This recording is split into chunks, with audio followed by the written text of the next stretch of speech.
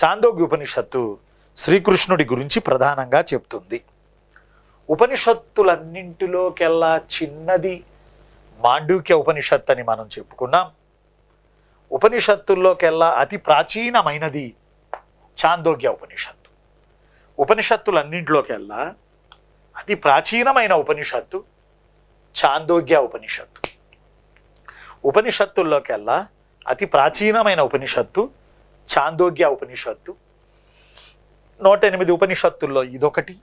ఇది శ్రీకృష్ణుడి గురించి ప్రధానంగా ఆయన ప్రస్తావనలు ఉన్నాయి.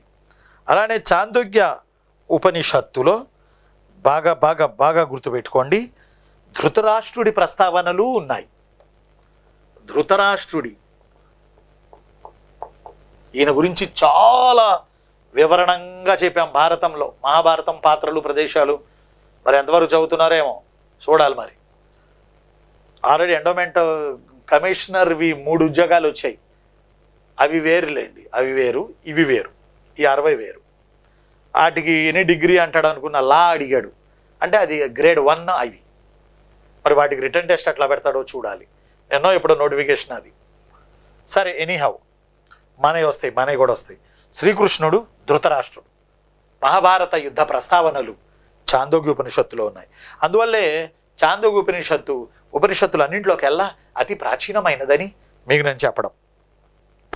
అలానే చాందోగ్య ఉపనిషత్తులో ప్రాణవాయువు గురించి కూడా డిస్కషన్ చేశారు.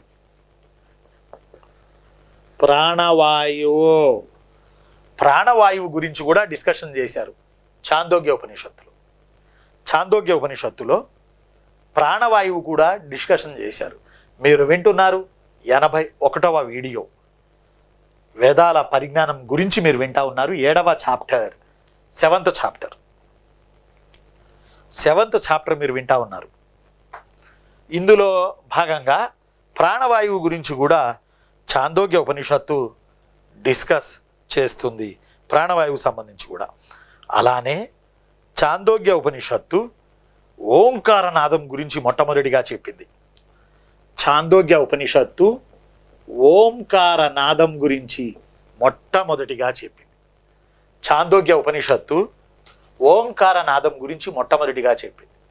ఓంకారనాదం కూర్చోవాలండి, ఇక్కడ నాభి నుంచి రావాలి. ఓం ఓం ఓం ఓం, నాభి నుంచి రావాలి. సింహ గర్జన వలె రావాలి ఓంకారనాదం. అసలు దీని గురించి మొట్టమొదటిగా ప్రస్తావించింది చాందోగ్య.